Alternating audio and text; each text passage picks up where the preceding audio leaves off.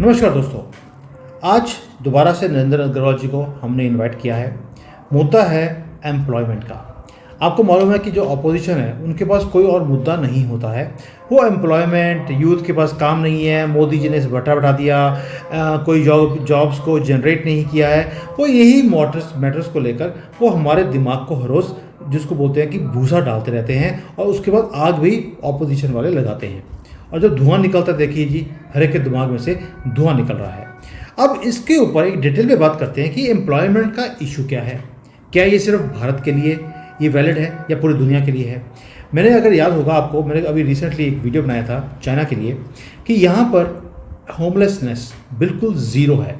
लेकिन आज की डेट में पिछले 6 महीनों में जिस सिटी के अंदर 250 लोग थे, आज 20,000 से ज़्यादा लोग अनएम्प्लॉयमेंट है और वह सड़कों पे सोने के लिए मजबूर हैं। तो ये चीज़ सिर्फ भारत के लिए नहीं, दुनिया के लिए है, और इसका सॉल्यूशन भी हम ढूंढने की कोशिश करेंगे। तो नरेंद्र जी, सबसे पहले जय Shri Ram and thank you for joining today. नमस्ते, जय श्री राम, सभी को प्रणाम। सर, आज वैसे भी हमारा बड़ा ही ऑस्पिशियस डे है जेंट्स का। हम सबका आज व्रत है। मैं भारत में, बाई चांस की बात है, मैं भारत में हूँ, और हम लोग ये पुरुषार्थ जो है वो करते हैं जिसपे पूरा दिन ना हमने खाना खाना होता है ना पानी पीना होता है। तो ये कल शाम से शुरू हुआ है, और मैं अकेला हूँ जो 8 दिन का रखता हूँ, या कई बार 21 दिन का भी ये व्रत रखता हूँ। तो इसके अंदर सबसे पहले कोई भी गलतियाँ हुई हैं उसके लिए क्षमा प्रार्थना हमारी तरफ से।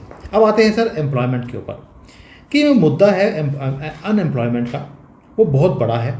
और अपोजिशन और जो हमारे देश के लोग हैं वो ये हमेशा चाहते हैं कि गवर्नमेंट हमारे लिए जॉब्स को जनरेट करे और हम सरकारी नौकर बनकर रहें, ताकि एक बार सरकारी नौकरी मिल गई तो गवर्नमेंट के हम या देश के जवाई बन जाएंगे। तो ये सर एक्चुअल में एम्प्लॉयमेंट का इशू है, या डिमांड है कि गवर्नमेंट जॉब मिल जाए तो एम्प्लॉयमेंट है। अदरवाइज अगर प्राइवेट भी अगर जनरेट हुआ है तो एम्प्लॉयमेंट नहीं गिनी जाती, अपोजिशन की तरफ से भी और लोगों की तरफ से भी। ये एक्चुअल एम्प्लॉयमेंट का मुद्दा क्या है, इसको टच करें सर आज। डेफिनेटली। तो पहले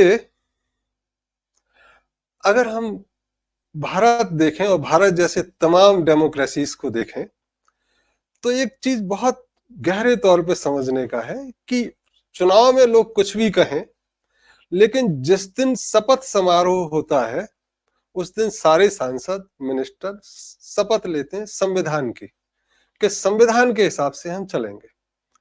और आश्चर्य सभी को होगा कि संविधान में ऐसा कहीं नहीं लिखा है कि सरकार की जिम्मेदारी है नौकरी देना। कोई कहे कि सरकार की जिम्मेदारी है, तो सरकार की जिम्मेदारी कॉन्स्टिट्यूशन के हिसाब से बिल्कुल भी नहीं है। सरकार की जिम्मेदारी लाइफ की है, उससे ड्राइव जो हुए एजुकेशन है, लीगल बैटल है, हेल्थ है, ये सरकार की जिम्मेदारियां हैं। तो पहले तो ये मान लेना कि ना मोदी जी और ना कोई विरोधी आए, या चीफ मिनिस्टर्स हो या दूसरे देशों में भी हो, it is not mandated upon them to provide job. Constitution, we the people of India have not given mandate to the government to provide job.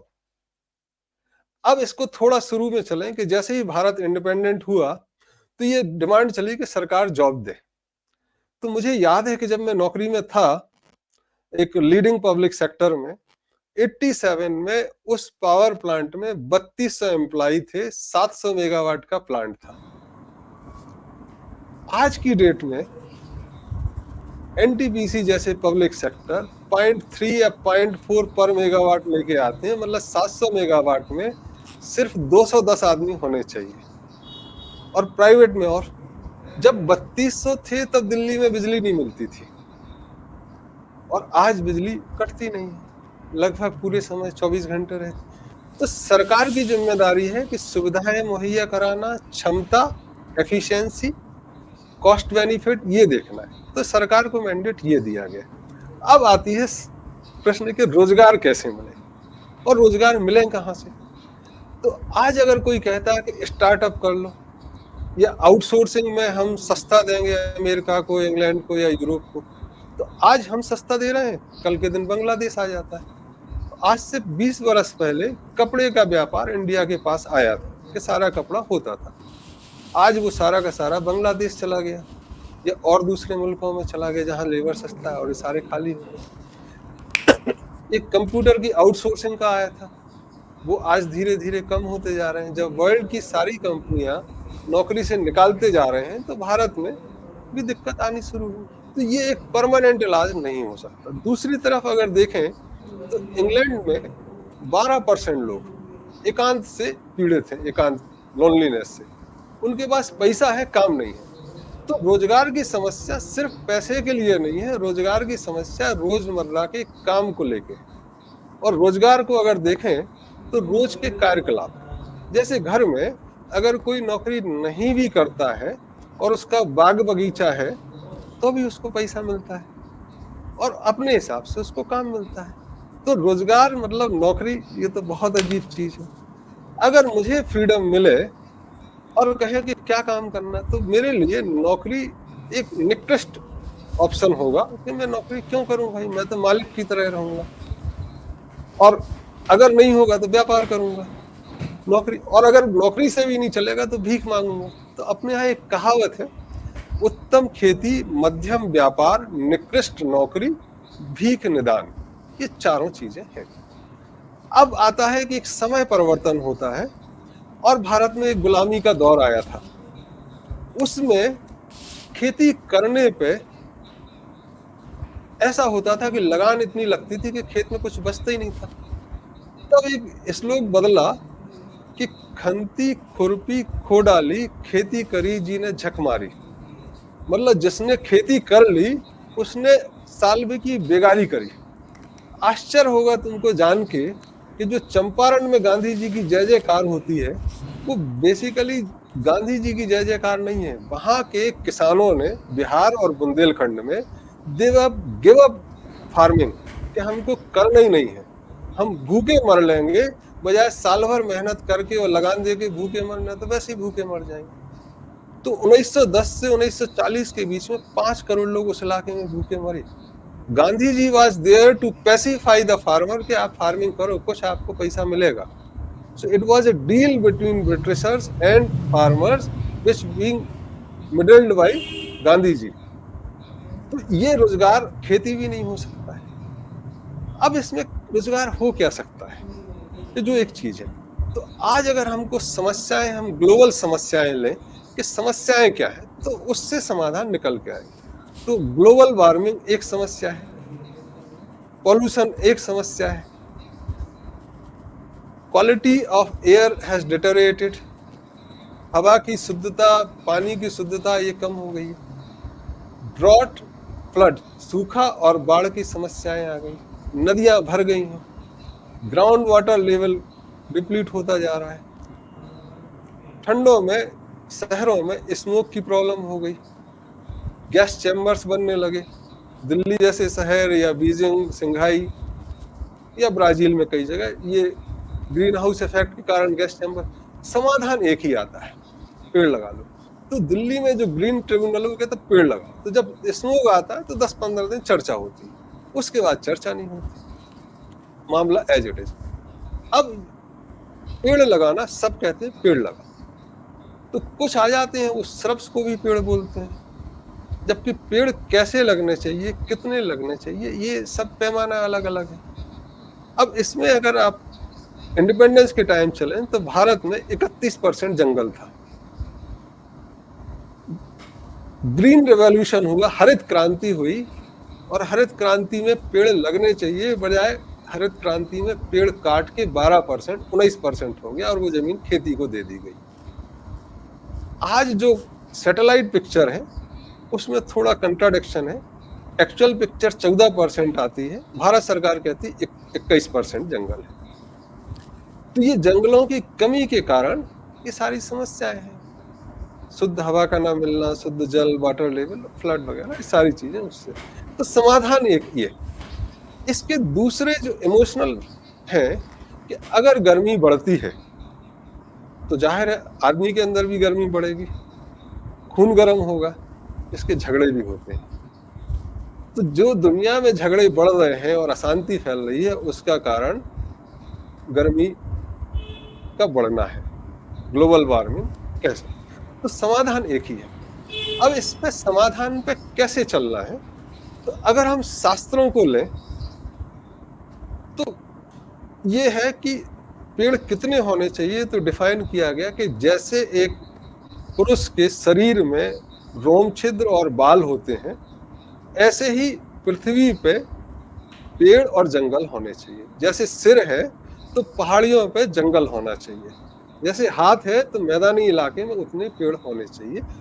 तब वह धरती की मॉइस्चर कंटेंट को मेंटेन करता है, ग्राउंड वाटर लेवल को maintain करता है, शुद्ध हवा देता है, शुद्ध पानी देता है। तो ये 37% निकल के आता है और ये डॉक्यूमेंटेड है, मतलब मैं हवा में नहीं बोल रहा हूँ। और कोई साइंटिस्ट कैलकुलेट करना चाहे तो रोम छिद्र से महिलाओं के या पुरुषों के, उसके हिसाब से पेड़ लगने चाहिए। तो 37% जंगलों की जरूरत है अगर हम वाकई में दुनिया को हरा भरा और शुद्ध करना चाहें। अब ये सिर्फ भारत के लिए नहीं, ये इंग्लैंड के लिए भी है, ऑस्ट्रेलिया के लिए, अफ्रीका के लिए भी है। लेकिन जो कुछ लोग हैं जिनकी दूरदर्शिता नहीं है या जो तुरंत तुरंत चाहते हैं, वो ऐसे लोग भी हैं कि ऑस्ट्रेलिया के जंगल में 4 महीने आग लगी रही, 10 करोड़ जानवर मर गए, किसी ने आवाज नहीं उठाई। रोहिंग्या की जो चर्चा होती है, रोहिंग्या के जंगलों में भगा दिया गया झगड़े लगा के, ताकि मिनरल को वहां से माइनिंग किया जा सके। तो एक माइनिंग का जो एक भूत सवार हुआ है, उसकी वजह से जंगल कम हो गए कि आदमी भाग जाएंगे, जानवर मर जाएंगे, जंगलों में आग लगा दो और चीजें चले। ये तात्कालिकता के कारण लॉन्ग टर्म में हम लोग चीजें खराब हो। अब समाधान तो एक ही है कि पेड़ लगाना है। इससे हमारा इमोशनल, स्पिरिचुअल, फिजिकल, इस सारे वेलबींग के लिए। अब भारत में आता है कि कितने पेड़ लगाना है। तो एक रिसर्च हुई कि हैदराबाद जैसे शहर में अगर 3 डिग्री टेम्परेचर कम करना है तो आपको 10 लाख पेड़ लगाने पड़ेंगे। 10 लाख पेड़ लगाने के लिए आपको जगह चाहिए, आपको लोग चाहिए। अब अगर भारत में 772 डिस्ट्रिक्ट हैं, तो आप हैदराबाद से कम या ज्यादा कह के 10 लाख इंटू 772 पेड़ लगाने की जरूरत है, तो भारत ठीक हो जाए। ऐसा ही दुनिया में। तो अब अगर हम 10 लाख पेड़ लगाएं तो एक आदमी कितने पेड़ों को मेंटेन कर सकता है? तो जाहिर तौर पे अगर मेरे जैसा आदमी होगा तो 100 पेड़ को पानी दे सकता है रोज, उसके जब फल आए तब उसको निकाल सकता है और उसका देखरेख कर सकता है। तो एक जगह 100 पेड़ में 10 लाख लगने हैं, तो 10,000 आदमी आपके चाहिए एक डिस्ट्रिक्ट के लिए। और अगर 772 हैं तो 772 इंटू 10,000, 77 लाख आदमी को पेड़ लगाने का एम्प्लॉयमेंट मिल सकता है। यहाँ पे बाधा ये है कि अंग्रेजों के जमाने में सारी संपत्ति अंग्रेजों की है और वही भारत चला रहा है कि सारी संपत्ति सरकार की, केंद्र सरकार की जंगल। तो जनता कट गई और दूसरी तरफ मैंडेट भी नहीं है सरकार को कि वो रोजगार दे। तो इस समाज की जरूरत है कि समाज इसमें आगे आए।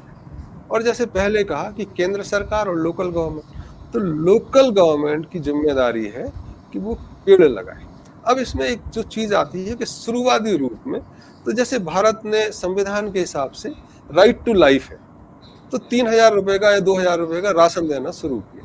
तो उनको भी 2,000 की सब्सिडी, बेरोजगार अलाउंस 2-3 साल तक देंगे, उतने में पेड़ बनेंगे। अब यहाँ एक कहानी आती है बहुत पहले, बहुत कनेक्ट कहानी है कि बहुत पहले एक राज्य में ऐसा ही दिक्कत आई रोजगार की। तो लोगों ने कहा, तो वहां के तत्कालीन राजा ने कहा कि देखो, पेड़ लगाना एक ऑप्शन है, बट हम तुम्हें जमीन दे सकते हैं विद द कंडीशन कि ये जमीन तुम्हारी ओन नहीं होगी, तुम इसको ओन नहीं करोगे। जमीन शासन की और तुम्हारी म्यूचुअल होगी और कोई तीसरा बंदा नहीं आएगा। इसके बाद इसके फ्रूट्स पे तुम्हारा अधिकार होगा, इसकी देखरेख, और जो जंगल में जानवर आ जाएंगे, सब चीजें आएंगी, इस पे तुम्हारा अधिकार होगा, हम छेड़। तो ये इस शर्त के साथ वो बहुत सारे युवाओं को, युवतियों को रोजगार दिया गया। 20 साल बाद जो स्थिति वहां की हुई कि उनके बच्चे भी हो गए, शादी भी हो गई, तो वो सब उनका घर हो गया। वो पेड़ को अपना घर, अपनी कमाई, और जो शहरीकरण था वहां पर उनकी कीमत मिलती रही, और जो छोटे छोटे जानवर मार के खाना आदिवासियों का, वो भी चलता रहा। तो उनका था कि 12 तरह के पेड़ उन्होंने लगाए कि एक पेड़ का फल जुलाई में आएगा, एक का अगस्त का आएगा, एक सितंबर, तो खेती करने की जरूरत नहीं है, फल से ही जिंदा रहेंगे। 12 तरह के पेड़, एक ही तरह के नहीं कि सारे आम के लगा दिए, सारे आलमंड्स के लगा दिए। ये एक पार्क जो होते हैं 12 तरह के पेड़, और उसमें एक और चीज जो शास्त्रों में है कि 12 तरह के पेड़ के बाद एक पीपल या बरगद का पेड़ लगाएंगे तो एयर क्वालिटी मेंटेन रहेगी। एक पूरा का पूरा इसमें दोहा आता है कि कैसे पेड़ लगाने चाहिए जिससे जमीन की एल्कलिनिटी, अम्लता और आर्द्रता दोनों मेंटेन रहे। तो उसके लिए आता है कि कीकर पाकर ताड़, कीकर का पेड़, पाकर का पेड़, ताड़, जामन, फालसा, आंवला, केर, कदम, कचनार, पीपल, रत्ती, तू न तज। ये 10 तरह के पेड़ हैं, ये लगाने से मेंटेन रहता है। ये हो सकता है कि जो आईसी पीक्स हैं और जहाँ पे ठंड ज़्यादा पड़ती है वहाँ थोड़े अलग हो जाए, या पूरे रेगिस्तान में, बट मोटे तौर पे जहाँ पेड़ लग सकते हैं ये लग। तो ये एक पेड़ लगाने का हुआ कि देश में 77 लाख पेड़ लग सकते हैं।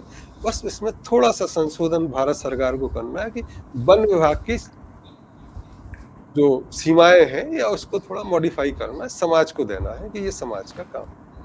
तो इस तरह से ये चीजें दी जा सकती हैं। अब आगे इस पे आते हैं कि मान लो कल के दिन 20 बरस का जो हमने कहा, 100 बरस बाद क्या स्थिति होगी। तो 100 बरस बाद तो वो उसके मालिक हो गए, यही हमारा घर है। तो आदिवासियों का जो परिकल्पना थी, जो शुरुआती है, इस तरह से आदिवासी बने कि वो जंगल को अपना भगवान, अपना सब कुछ वही मानते हैं। इस तरह से राइट डिस्ट्रिक्ट। आज जो समस्या हो रही है कि हमने आदिवासियों को रिजर्वेशन दे दिया कि तुम मुख्य धारा में आओ, तो वहां से भाग के शहरों में आ गए और हमने उनकी जंगल काट दी। तो उनकी मुख्य धारा जो रिजर्वेशन थी, उनके एम्प्लॉयमेंट उनके इलाके में खत्म कर दी और आपने सरकारी नौकरियों में देना शुरू कर दिया। सरकारी नौकरियां क्षमता के हिसाब से बहुत छोटी हैं। पूरे देश में 1.5-2 करोड़ सरकारी एम्प्लॉय हैं। 140 करोड़ में 1 करोड़ नौकरी में किस किस को दे दोगे? तो भाई नहीं, 10 लाख तुमको देंगे, 10 लाख। एक बंदरवाट में झगड़ा शुरू, जबकि जरूरत थी कि आदिवासियों को उनके क्षेत्र संरक्षित करके उनके इलाके में काम करने दिया जाए, स्वर्णकार को स्वर्णकार का काम कर दिया जाए, उस इलाके में छेड़छाड़ ना हो, जिससे गुणवत्ता भी बनती। तो रिजर्वेशन का पूरा जो इश्यू है वो basically diverting their attention from there real work और दिग्भ्रमित करके आप यहाँ ले आए, और उस तरह की चीजें ये चल रही। तो रोजगार की समस्या पे आपका जो कहना है, ग्लोबली अगर हम देखें तो पेड़ लगाने का कार्यक्रम और समाज को देने का एक कार्यक्रम हो सकता है, और इस पे काम लेकिन होना जो पेड़, लेकिन जो आपने बोला, चलो ये तो एक वन स्मॉल पार्ट एक है कि आपने 77 लाख लोगों को आपने काम पे लगा दिया, बट हमारा तो यहाँ पर हर साल 1 करोड़ लोग और नए जुड़ जाते हैं हर साल, जिनको एम्प्लॉयमेंट चाहिए, जो पढ़ लिख कर बाहर निकल रहे हैं। तो अगर ऐसा सिस्टम है तो हम उन सबको, जो नई जनरेशन, हर साल 1 करोड़ लोग आगे आ रहे हैं, उनको पेड़ लगाने पे तो लगा नहीं सकते। उनके लिए क्या सोल्यूशन है? सुमित जी, एक एक सॉल्यूशन करके कि एक इम्पोर्टेंट क्या है, तो जो ग्लोबली चलेगा वो एक पेड़ लगाने का है। 77 लाख डायरेक्ट और इनडायरेक्ट, इसमें बहुत सारे लोग जुड़ेंगे।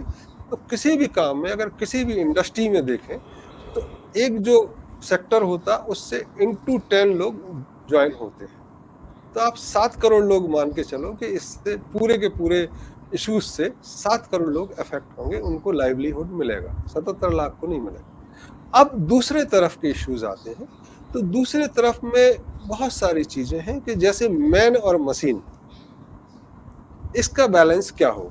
तो जैसे इंग्लैंड की समस्या दी कि पैसा तो है उनके पास, पेड़ वो लगा ही रहे हैं, उनके यहाँ भी अच्छा फार्मिंग, तो कितना मशीन चाहिए और कितना आदमी की मेहनत चाहिए, इसमें अगर सामंजस्य बिठाएंगे तो बहुत करोड़ों लोग को रोजगार मिलेगा। जैसे गांधी जी ने चरखा शुरू किया, बट चरखा की आयरनी इतनी है कि 1 महीने भी अगर आप लगातार 8 घंटे चरखा चलाते रहेंगे तो सिर्फ 30 मीटर कपड़ा बुन सकते हैं। और आज अगर 100 रुपए मीटर सूती कपड़ा मिलता है तो 3,000 रुपए का, 8 घंटे काम के बाद भी उसको चीजें नहीं मिलेंगी। दूसरी चीज जो आज जरूरत है कि जो फूड ग्राइंडिंग है, जैसे चक्की का आटा है, तो चक्की का आटा जब चक्की बिजली नहीं आई थी तो हाथ से पीसा जाता था। तो हाथ से पीसने में आज अगर हम पूरा करें तब कितनी रिक्वायरमेंट होगी कंट्री में, ये कैलकुलेट करेंगे तो इसमें करीब करीब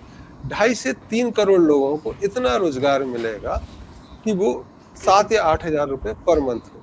अल्टरनेट इकोनॉमी में डिटेलिंग है, बट थोड़ी सी डिटेलिंग अगर आपको बताएं तो भारत में 2024-25 में गेहूं की खरीद 2245 रुपए पर 100 kg है, और जो average selling cost of wheat flour है वो करीब 33 रुपए है, जो मैक्सिमम 70 रुपए भी जाता है और मिनिमम 32, 33, 34 रुपए। तो एवरेज कॉस्ट 10 रुपए केजी का डिफरेंस है।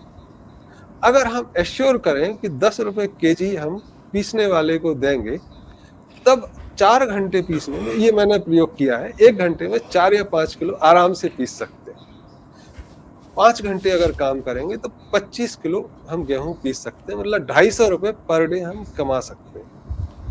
अब इसके फायदे जो है कि जो बिजली की मिल है वो high pressure and high temperature grinding है, जो हाथ की है वो लो टेम्परेचर लो ग्राइंडिंग है, तो कोई मिनरल लॉस नहीं होता। पेट का जो बीमारी है डायबिटीज का, अगर कोई चक्की चलाए तो चक्की चलाना इज ओनली एक्सरसाइज जिससे डायबिटीज ठीक हो सकती। तो इसके एडवांटेजेस बहुत सारे हैं कि अगर हम हाथ की ग्राइंडिंग, सिर्फ अभी हम गेहूं की बात कर रहे हैं, चावल, दाल और मसाले, अगर इसमें हाथ से चलाना शुरू करें तो ये 3.5 से 4 करोड़ लोगों को रेगुलर जॉब देता है इंडिया में। इसका मतलब करीब करीब 2 से 2.5% लोगों को रोजगार देता है, ग्लोबली भी दे सकता है। ये सब तो बैक में बैलेंस जाने की जरूरत नहीं है। चरखा आज इतना मुझे प्रैक्टिकल नहीं लगता है। बूढ़े लोगों को हम जैसे अगर बहुत 20 साल बाद सोचे कि चरखा चला रहे हैं, टाइम पास कर रहे हैं, उसके लिए ठीक है। अदरवाइज चक्की इज वन ऑप्शन जिससे हम 2 से 3% लोगों को रोजगार दे सकते हैं। तो अगर पहले वाला देखें और इसको जोड़ें, और ऐसे 3-4 इश्यूज और भी हैं, तो करने की जरूरत है। एक मतलब ओपन माइंडसेट की जरूरत है। प्रधानमंत्री करे, सारे सांसद करें। सर मुझे एक चीज़ बताइए, जी, एक आदमी जो पढ़ लिख गया, डिग्री हाथ में आ गई, और आपने बोल दिया कि भाई तुम चक्की पीसना शुरू कर दो, वो बोलेगा पढ़ लिख कर मुझे चक्की ही पीसनी है, तो वो चक्की पीसिंग एंड पीसिंग एंड पीसिंग तो जेल में होती है। तो अब हम घर में बैठ कर भी ये चक्की पीसिंग वाला काम करेंगे तो पढ़ने लिखने की ज़रूरत क्या है? कंट्री को आगे लेके जाने के लिए क्या चक्की पीसने से काम चलेगा? वैलिड पॉइंट्स हैं। और इसका मतलब एक तरीका, जैसे एक शोले पिक्चर था कि जेल जाएगा, चक्की पीसेगा और उसका मजाक उड़ाएगा। कबीर दास जी कहते हैं कि भैया जिस चीज का खा रहे हैं उसको पूछ लो। अगर पाथर पूजे हरी मिले तो मैं पूछे पहाड़, घर की चाकी कोई ना पूछे जी का पीसा खा। तो जिससे पीस रहे हो और जिससे तुम्हारी सेहत रहनी, अगर उससे नफरत होने लगी तो पढ़ाई बेकार है। फिर दूसरा, हमने इतना पढ़ाई क्यों की, इस पे अभी हम थोड़ी देर में आते हैं कि इतनी पढ़ाई क्यों हुई, क्या इतनी पढ़ाई की जरूरत है, और क्या पढ़ाई सिर्फ नौकर बनने के लिए? एजुकेशन सिस्टम का पूरा आता है कि पढ़े क्यों। नौकरी करनी थी तो कुछ लोग पढ़ सकते थे, बट सारे लोग पढ़े। तो एजुकेशन सिस्टम पे क्वेश्चन आता है कि आप पढ़ा क्यों रहे? सिर्फ नौकर बनाने के लिए? अगर मालिक बनाने के लिए करते तो बात अलग। तो पहले जो एजुकेशन थी उसमें डिग्रियां नहीं बांटी जाती थी, जैसे आज है ना कंप्यूटर में। अगर आपने पढ़ लिया, एक प्रोग्राम दिया, आप कर सकते हो तो करो, डिग्री की कोई जरूरत ही नहीं। अगर आप म्यूजिशियन है, तबला ले लो, बजाओ, गाओ, क्लियर है चीज। आप डिग्री मान के सोचते हो कि मुझे मिल जाए। हालत ये है कि लेटेस्ट जो अनाउंसमेंट है इकोनॉमिक सर्वे और उसमें, कि भारत में 47% पढ़े लिखे लड़के अनएम्प्लॉयबल है। उनमें इतनी काबिलियत नहीं है। मेरा खुद का अनुभव है, इंजीनियरिंग पढ़े लड़के बर्नियर कैलिपर नहीं पढ़ पाते। तो ऐसा पढ़ा के क्या फायदा? 3 साल 5 साल डिप्लोमा लेके। तो वो पढ़ाई और रोजगार को डीलिंग करना होगा। और आज हम पढ़ लिख के 3,000 के रोजगार में लगे हुए हैं। आप देखोगे दिल्ली जैसे दूसरे शहर में, जहाँ इलाके में रहता हूँ, वहाँ 8 लाख बच्चे पूरे देश के आईएएस, यूपीएससी के लिए लगे हुए हैं। 1000 पोस्ट है मुश्किल से। 7,99,000 हर साल डिसअपॉइंट होते हैं 4 साल 5 साल। ये कैसा सिस्टम बनाया है कि 1000 लोगों के लिए 4 साल बर्बाद करे आपने। तो ये एक सिस्टम जो है, education can not be and should not be guaranteed कि आपको रोजगार मिलेगा। भारत सरकार को अगर रोजगार चाहिए तो उतने लोग ले लेगा, आपके पढ़े लिखे होने से थोड़ी ना रोजगार देगा। आपको जितने आदमी चाहिए उतने ही ना लेंगे। आप लाख डिग्रियां ले आओ, हमको चाहिए ही नहीं। तब ऑप्शन आता है कि पढ़ाई पे भी हम ध्यान दें, रिजर्वेशन पे भी हम ध्यान दें, एक खुले दिमाग से जो जीरो बेस बजटिंग होती है इकोनॉमी, जीरो बेस प्लानिंग होनी है। और ये सिर्फ नीति आयोग में, प्लानिंग कमीशन में नहीं होनी, ये मोहल्ले में भी होनी, हमारे बीच भी। और ऐसे आप और भी लोगों को बुला सकते हो, उनसे भी कर सकते हो कि ये इश्यूज है। तो चक्की ऑप्शन है, जो कम पढ़े लिखे उनके लिए तो है, या जो रिटायर हो गए हैं मेरे जैसे लोग नौकरी करके 31 वर्ष, मेरे को कोई शर्म नहीं है चक्की चलाने में। सेहत भी ठीक रहेगी, 4-5 घंटे चलाएंगे, रात में चरखा चलाएंगे। इसके अलावा और भी ऑप्शंस हैं, उस पर हम चर्चा कर सकते हैं। देखिए, वो बाकी की चर्चा बाद में करेंगे, पहले इस चीज़ को डाइजेस्ट करते हैं, क्योंकि ये एक नया कॉन्सेप्ट है जो मैंने कभी सुना नहीं है कि एम्प्लॉयमेंट करने के लिए पेड़ लगा लीजिए, आपकी इनकम सोर्स भी बन जाएगा, एम्प्लॉयमेंट भी जनरेट होगा। और ये पुराने जो सिस्टम है हमारा सनातन का, उसके अंदर यही फॉर्मूला था। और साथ में आपने थोड़ी सी खेती कर ली, चक्की चला ली, और आपका जो है सेल्फ सस्टेन्ड एक फॉर्मूला बन जाता है। आपको कहीं भी नौकरी करने की ज़रूरत नहीं है, और जो बचेगा अपना कंज्यूम करने के बाद बाकी बेचकर आप अपना दिनचर्या चला सकते हैं। सेहत भी ठीक रहेगी, एनवायरनमेंट भी शुद्ध रहेगा, और कंट्री भी तरक्की करेगी, आप भी तरक्की करेंगे। तो इस एंगल से मैंने कभी सोचा नहीं है, तभी मैं खुद हैरान था कि ये फॉर्मूला कैसा है कि चक्की पीसी और आप उसके साथ अपनी ज़िंदगी को आप अच्छी तरह से चला सकते हैं और साथ में पेड़ लगा सकते हैं। कहीं ना कहीं मैटर गंभीर है एनवायरनमेंट का, जिसको आपने टच किया। अभी रिसेंटली मुझे एक फ़ोटो दिखा जो गूगल से लिया गया है, दिल्ली शहर का। उसके अंदर ऐसा था जैसे कि बिल्कुल गंजा सर हो, वहाँ पे सिर्फ आपको घर दिखते हैं, पेड़ नाम की चीज़ नहीं दिखती है। मैं अभी जब दिल्ली में लैंड किया हूँ तो मैं वहाँ पे हैरान रह गया था देखकर कि आपको हर जगह पर एक कंक्रीट का जंगल दिखता है, पेड़ दिखते ही नहीं है, कहीं छाया नहीं है, कहीं कोई रिप्राइव नहीं है। और इसलिए ग्लोबल वार्मिंग का भी इशू है।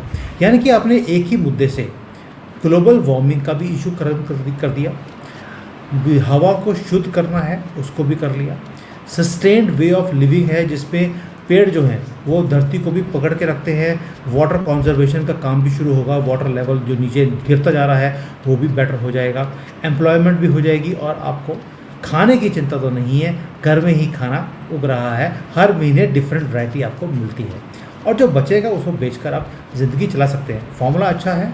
मैंने चाइना में ये इम्प्लीमेंट होता हुआ दिखाई दिया है मुझे, क्योंकि आपने शुरू में बोला कि जितना शरीर पे बाल है उतने पेड़ होने चाहिए। सर के ऊपर बाल होते हैं तो जितने पहाड़ हैं उनके ऊपर पेड़ लगने चाहिए। तो चाइना के अंदर आपको कोई भी हिल स्टेशन नहीं दिखता है।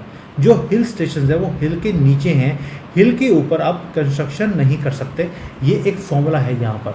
और सारे के सारे पहाड़, जैसे भारत में अभी मैं हिमाचल में गया तो बारिशों का मौसम था तो कहीं पेड़ या हरियाली दिखती है। कश्मीर में गए तो वहाँ पर पेड़ नाम की चीज़ नहीं है, उन्होंने पेड़ काट काट कर बेच के सब कुछ खा लिया। तो चलिए, अब मैं उन कम्युनिटी के बारे में बात नहीं करूँगा जो सब खाने के लिए आई है। अब बात करेंगे ये जो सस्टेन्ड वे आपने मेथड दिया है, इसको डाइजेस्ट करते हैं। और जो सुन रहे हैं इसके ऊपर मुझे लगता है कि एक जो डिबेट है वो होनी चाहिए। जो लोग सुन रहे हैं, आपका इसके बारे में क्या ख्याल है? क्या आप जो डिग्री हाथ में लेकर बैठे हैं, क्या इसके बाद आप पेड़ लगाने का काम, माली का काम करना चाहेंगे, साथ में चक्की पीसने का काम करना चाहेंगे? क्या ये फॉर्मूला आपको लगता है कि सस्टेनेबल है और आप अपनी ज़िंदगी को चला सकते हैं? इट्स अ मैटर ऑफ कि एक आदमी का एक आइडिया है कि हमारा जो सनातन है उसके अंदर ये चीज़ें चलती रही। क्या आज हमें वापस उसी पुराने फॉर्मूले पर जाना चाहिए अपनी ज़िंदगी को चलाने के लिए, या हमें फॉरवर्ड लुकिंग होना चाहिए, कुछ और करना चाहिए जिससे हम अपनी ज़िंदगी को चला सकते हैं? एक डिबेट है जो हमें करनी चाहिए, या इसे पार्ट ऑफ लाइफ साथ में जोड़कर कुछ और भी साथ में करना चाहिए, ताकि सनातन का जो पुराना सिस्टम है वो भी चले और फॉरवर्ड लुकिंग सिस्टम भी चलना चाहिए, एक हाइब्रिड सिस्टम जिसको हम बोलते हैं। ये एक ऐसा डिबेट है जिसके ऊपर मैं चाहूँगा कि लोग इसके ऊपर चर्चा करें और हम उसका जवाब भी देंगे अपनी अगली वीडियो में, क्योंकि मुद्दा लंबा है, एक वीडियो में कवर नहीं हो सकता। आज तो सिर्फ चिंगारी जलाई है, अभी आग लगानी बाकी है। मैं जंगल में आग नहीं बोल रहा हूँ कि जंगल हमने बनाया उसी में आग लगा दी, उसकी बात नहीं कर रहा हूँ। ये चिंगारी है कि आगे एम्प्लॉयमेंट जनरेशन के लिए जो इन्होंने एक किताब लिखी है ऑल्टरनेट इकॉनमी, वो इन्होंने फ्री में बांटने का एक अध्ययन शुरू किया है, एक प्रोग्राम शुरू किया हुआ है। मैं उसका डिस्क्रिप्शन में लिंक दे दूंगा, आप जाकर डाउनलोड कर सकते हैं, पूरी किताब पढ़ सकते हैं कि ऑल्टरनेट इकॉनमी के साथ हम अपनी ज़िंदगी को बेटर कैसे बना सकते हैं। हमें किसी की तरफ देखने की ज़रूरत नहीं है। आत्मनिर्भर भारत की बात मोदी जी करते हैं, आत्मनिर्भर लाइफ हम कैसे क्रिएट कर सकते हैं उसके ऊपर पूरी बुक लिखी हुई है। उसमें सिर्फ यही नहीं है कि पेड़ लगाओ चक्की पीसो, उसमें और बड़ा कुछ है। और अगर इसको थोड़ा सा भी पार्ट हम इम्प्लीमेंट कर लेंगे तो हम सेल्फ सस्टेनिंग मॉडल की तरफ चल सकते हैं। सर बहुत बढ़िया है, आपने चिंगारी लगा दी इसके ऊपर। अब थोड़ा सा मैं खुद भी सोचूंगा कि इसके ऊपर फ्लॉज क्या है और उसको समाधान हम कैसे निकाल सकते हैं। अब लोगों के क्वेश्चंस भी आएंगे, वो भी लेंगे अगली बार। और साथ में पार्ट 2, यानी कि ये तो आपने 2 एम्प्लॉयमेंट्स बता दिए, इसके अलावा ढंग का काम जिसको बोल सकते हैं वो भी कौन सा हो सकता है, उसके ऊपर भी बात करेंगे। मैनुअल वर्क तो आपने बता दिया, अब थोड़ा सा दिमाग वाला बात कि कोई आदमी है जो एसी के रूम में बैठकर भी कैसे काम कर सकता है, कैसे एम्प्लॉयमेंट जनरेट कर सकता है अपने लिए भी और दूसरों के लिए भी। कुछ हमारे जैसे लोगों के लिए जो आपने जैसे बोल दिया कि भाई आपके पास तो टाइम है, आप तो चक्की पीस सकते हैं, पेड़ लगा सकते हैं, मैं शायद ये काम नहीं कर सकता। अब मेरे जैसे आदमी के लिए कौन सा काम हो सकता है, उसके ऊपर अगली बार बात करेंगे। Sir thank you so much, आज मज़ा आया, एक नया एंगल देखने को मिला मुझे, जिसमें सनातन इकोनॉमिक्स को भी हमने टच किया, प्लस अपनी सेहत को और एनवायरनमेंट को भी हमने ठीक रखने का एक प्रोग्राम हमने बनाया है। ऐसा नहीं है कि दुनिया में ये नहीं हो रहा, चाइना में ऑलरेडी इम्प्लीमेंटेड है, वहाँ पर ये हो रहा है और मैंने उसके रिजल्ट्स भी देखे हैं। तो अब अगली बार आएंगे जो एसी रूम में बैठकर अपनी एम्प्लॉयमेंट को जनरेट कैसे करते हैं। मुझे लगता है उसकी इंतज़ार अब लोगों को भी रहेगी और मुझे भी इंतज़ार रहेगा। तब तक के लिए थैंक यू सर, आप बहुत अच्छा समझाया, अगली बार इसको और डेप्थ में लेके जाएंगे। नमस्ते। नमस्कार।